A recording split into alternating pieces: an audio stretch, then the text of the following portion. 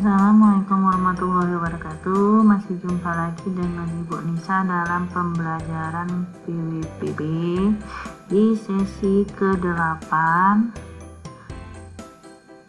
Bagaimana kabar kamu? Masih tetap sehat ya? Sehat selalu. Jangan lupa jaga kebersihan, jaga kesehatan, perhatikan lingkungan, dan juga perhatikan tata cara untuk protokol COVID pada saat ini.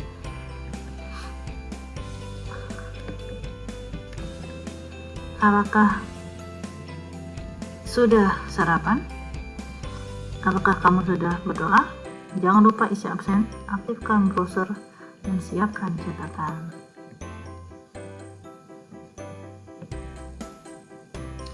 Baik, sebelum mulai belajar, simak baik-baik penjelasan yang Ibu berikan.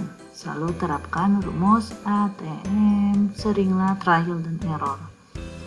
Dan selesai belajar nanti, jangan lupa kerjakan worksheet-nya, tulis pertanyaan kamu, dan silakan bertanya untuk bergabung dengan grup yang ada Ibu rekomendasikan.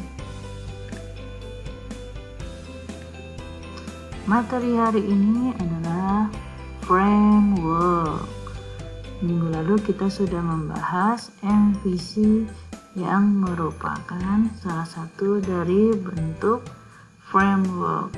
Jadi bagaimana cara kerjanya? Nah, bentuk teknologi frameworknya seperti apa?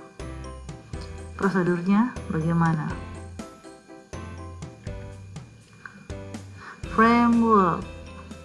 Jadi dari kata kerjanya itu adalah framework, rangka kerja.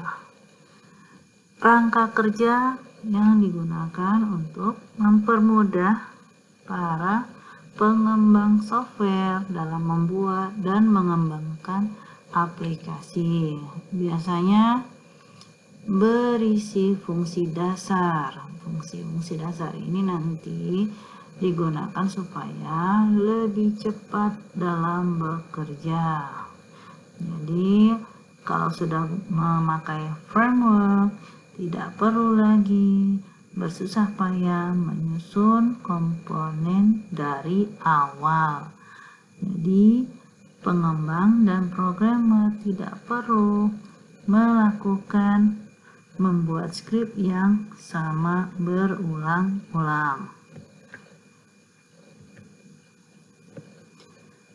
Lantas teknologi framework ini apa saja? Yang pertama ada Ajax, Asynchronous, JavaScript, dan XML. Yang kedua MVC, Model View Controller. Ingat ya pembahasan kita minggu lalu. Dan yang ketiga ORM, Object Relational Mapping.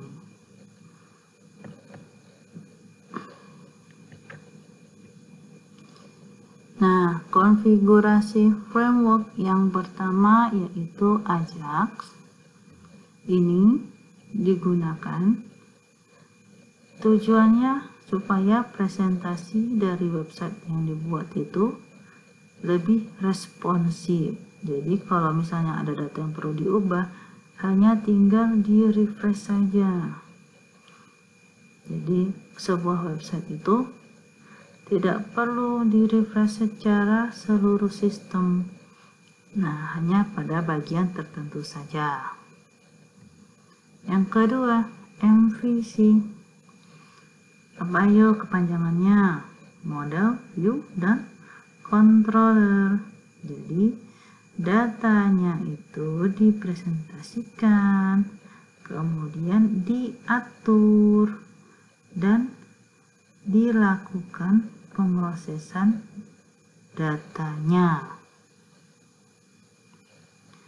Yang ketiga, ORM. Biasanya digunakan untuk pemrograman yang menghubungkan database dengan sistem berorientasi objek. Biasanya ini menghasilkan virtual object database. Jadi ilustrasinya gimana? Kamu ingin membuat sebuah masakan, perlu sebuah bahan-bahan. Ada telur, tepung, kemudian air, garam.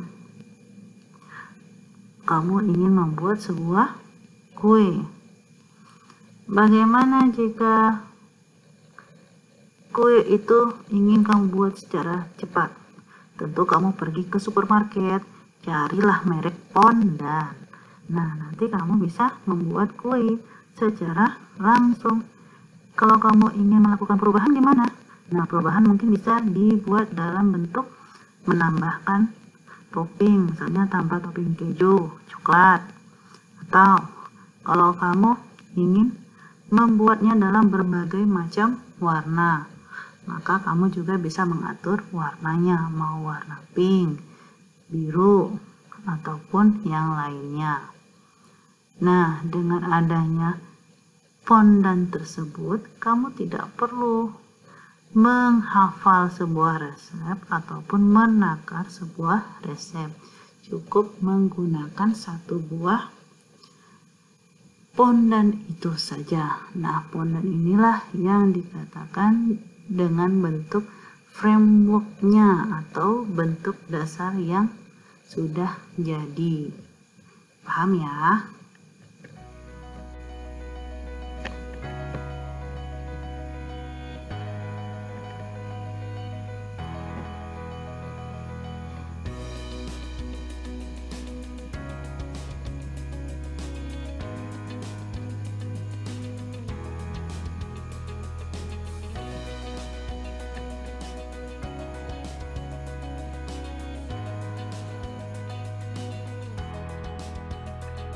Baik ya, kali ini Ibu akan memberikan langkah-langkah untuk melakukan instalasi pada framework Codeigniter.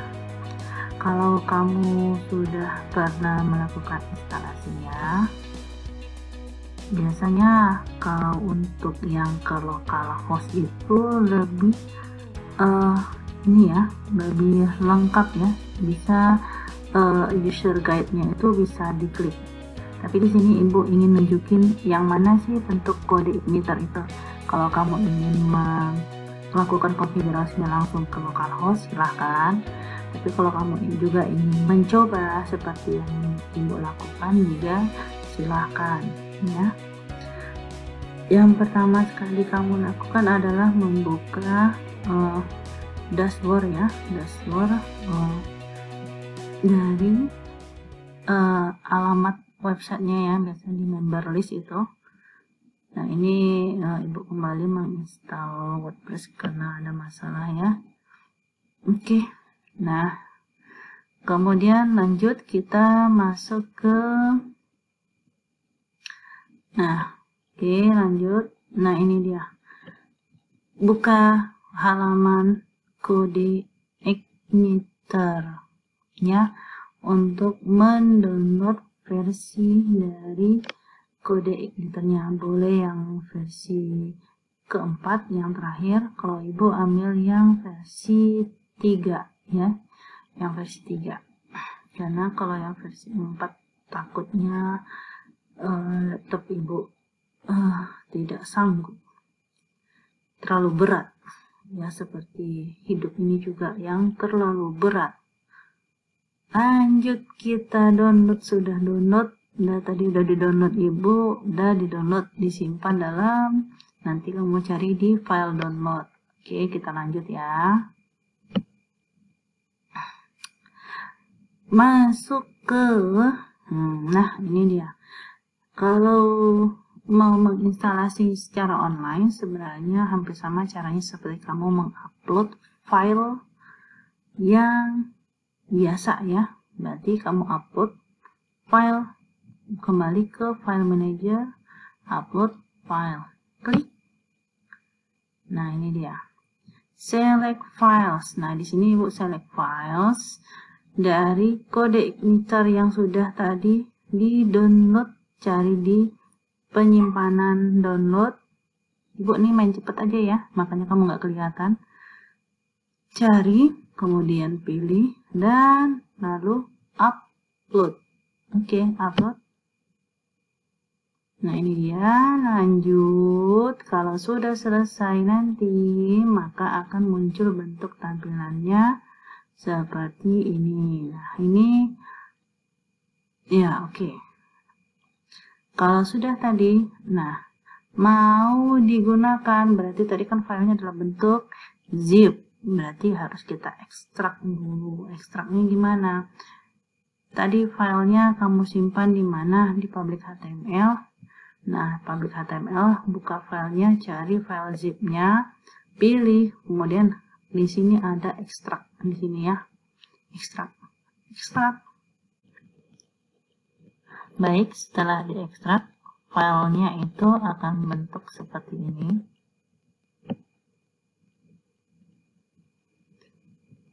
Kamu bisa lihat strukturnya itu tersimpan dalam public HTML.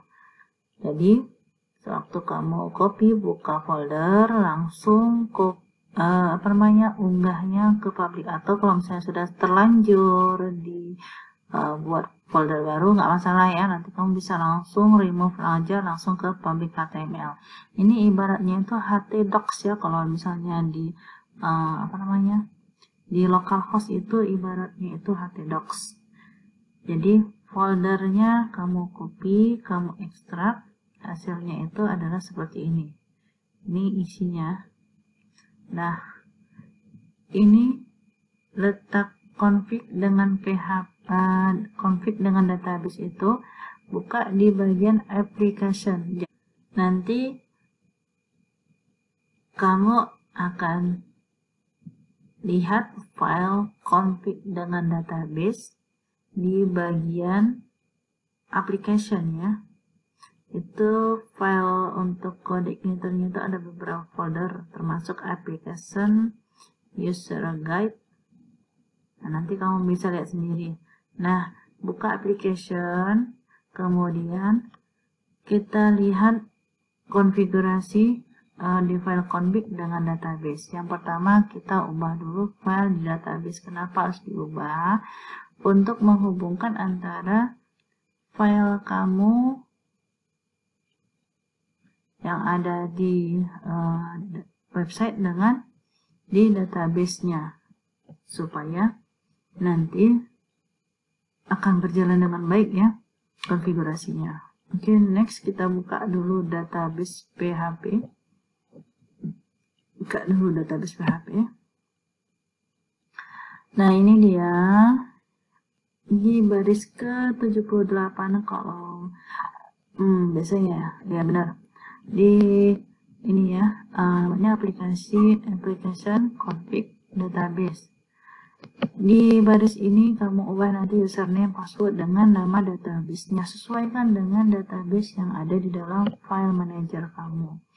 Jangan mengikuti punya ibu. Kenapa? Karena nanti bisa salah. Nah, nanti jadi jaga sembung. Satu dipanggil si Ucok, namanya si Butet, nggak nyambung. Oke, kalau sudah selesai diubah, perubahan database-nya, save ya, save and close. Lanjut, yang kita bukanya ke file config PHP. Nah, ini pengaturannya supaya sewaktu dijalankan nanti adalah tampilan utamanya itu web yang ini. Kenapa Ibu buat web yang ini? Karena kebetulan Ibu belum pindahan file-file yang di satu lagi ya. Jadi Ibu pakai database di alamat ini. Di copy, ambil data kamu, copy, kemudian pastekan alamat websitenya, URL-nya aja. Lalu sudah save. Nah, setelah beberapa menit konfigurasi, kita ketik alamatnya di bagian URL-nya, ketik alamat website yang sudah kamu buat, enter, maka hasilnya adalah konfigurasi berhasil. Berhasil. Baik, sampai di sini. Untuk hari ini kamu bisa mengetahui konfigurasi bentuknya bagaimana. Kalau misalnya kamu membuka di localhost, sebaiknya memang di localhost ya, karena kalau di localhost panduan atau manual guide-nya itu lebih jalan ya dibandingkan yang di hosting. Kalau di hosting kita ribet ya. Jadi seperti itu. Jangan lupa belajar untuk meet ya. Assalamualaikum.